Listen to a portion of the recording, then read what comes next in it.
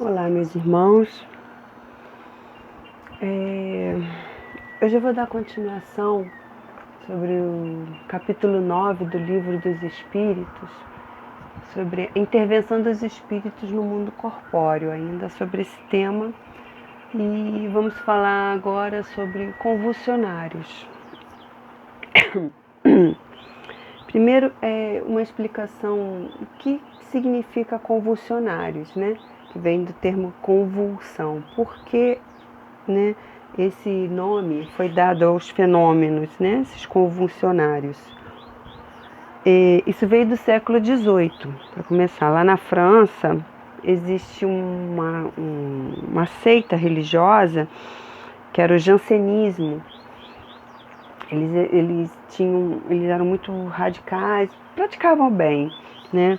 Então existiam naquela época esses jansenismos, né?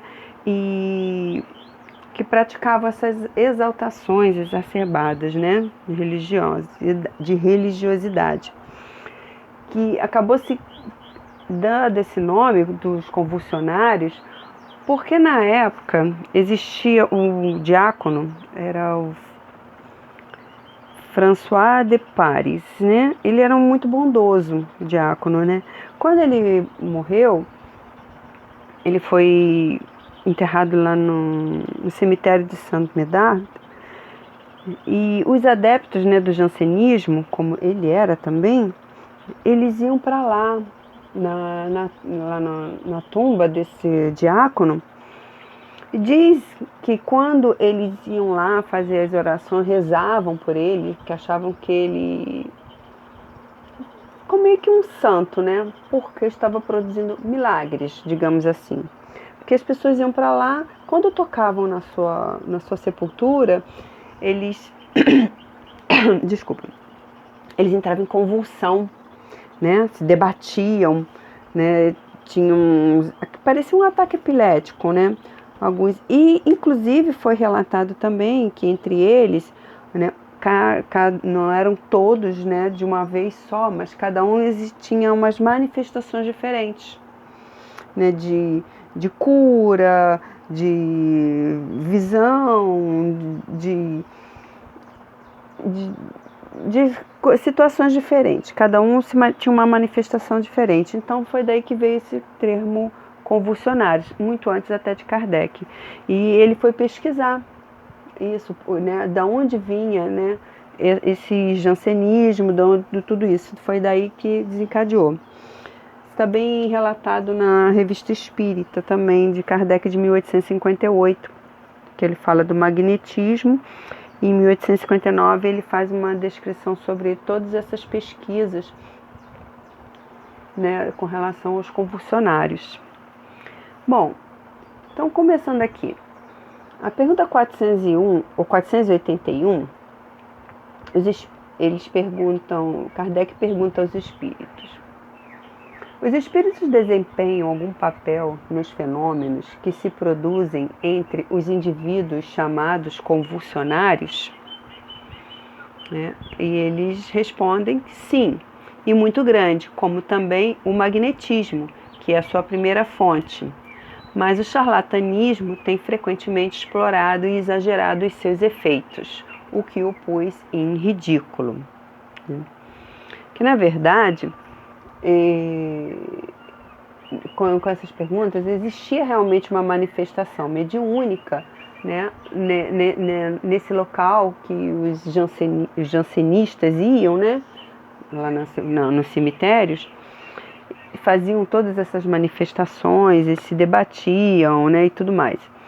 Mas, porém, eram espíritos menos elevados que ficavam ali, eles se aproveitavam do magnetismo da pessoa encarnada, né?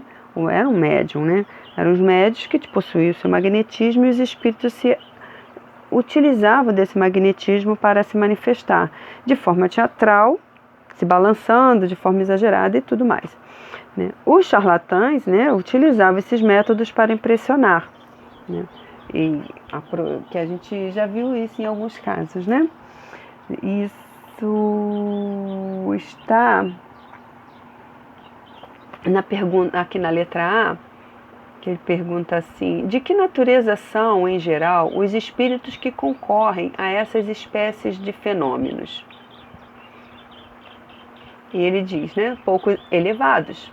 Acreditais que espíritos superiores perdessem tempo com tais coisas? É claro, né, que os nossos espíritos mais elevados, nossos amigos espirituais, não iriam perder tempo com esse tipo de manifestações, né? E as pessoas naquela época tudo eram muito crédulas das coisas, né?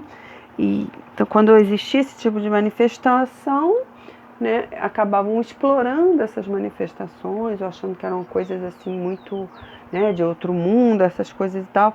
E alguns se aproveitavam dessas situações, encarnados e desencarnados principalmente, né? E aqui na pergunta 482. Como o estado anormal dos convulsionários e dos que sofrem crises pode acontecer subitamente a toda uma população? Ele aqui não se refere à população dos jansenistas, né? Desculpa o termo. Todos, praticamente quase todos os jansenistas, eles se manifestavam dessa forma, né? Desse estado de convulsionismo, né? Então Kardec pergunta isso aos espíritos, né? Como pode, né, esse estado, né, atingir tantos ao mesmo tempo, né? E eles respondem: efeito simpático. As disposições morais se comunicam mais facilmente em certos casos. Não sois tão alheios aos efeitos magnéticos para não compreender esse fato e a parte que alguns espíritos devem nele tomar, por simpatia, pelo que os provocam. Eles falam isso a Kardec porque Kardec estudava muito sobre o magnetismo, né? Está até aqui se colocado aqui. Esta resposta dos espíritos lembra a Kardec os estudos magnéticos a que se dedicara longamente antes do espiritismo e que lhe serviram, como se vê, de preparação para o desempenho de sua missão de pesquisador e codificador. Kardec, acima de tudo, era um estudioso, não é? Então, o magnetismo, ele atrai esses espíritos pelas afinidades. Nós sabemos, né, que atrai os espíritos pelos afins, pela afinidade do pensamento, dos sentimentos, e acabava que por isso que atingia praticamente todos os jansenistas, né, porque eles estavam comungando todos de um mesmo ideal, né, e aí acabava sendo propício para esses espíritos menos evoluídos, espíritos um pouco inferiores, para se aproveitarem dessa situação, né, para utilizarem esses irmãos, o magnetismo deles. Aqui Kardec faz um comentário.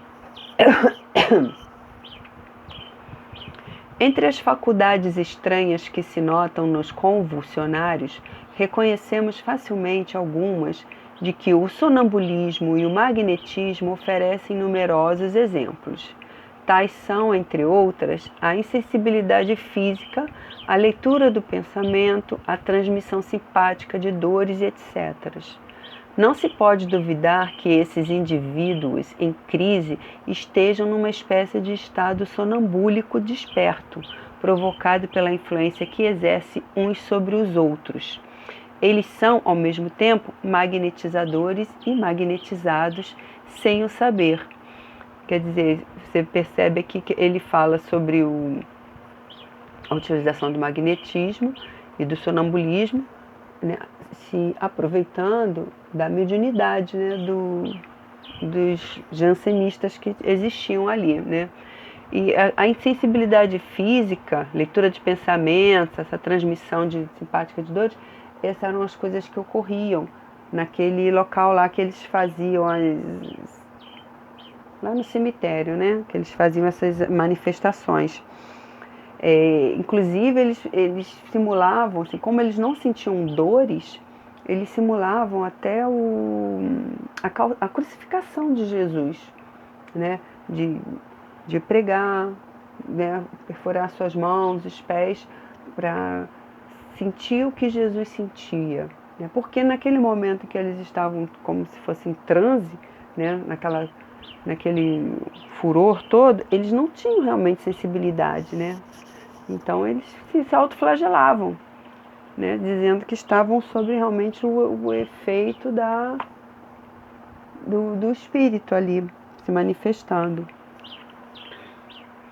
Continuando aqui.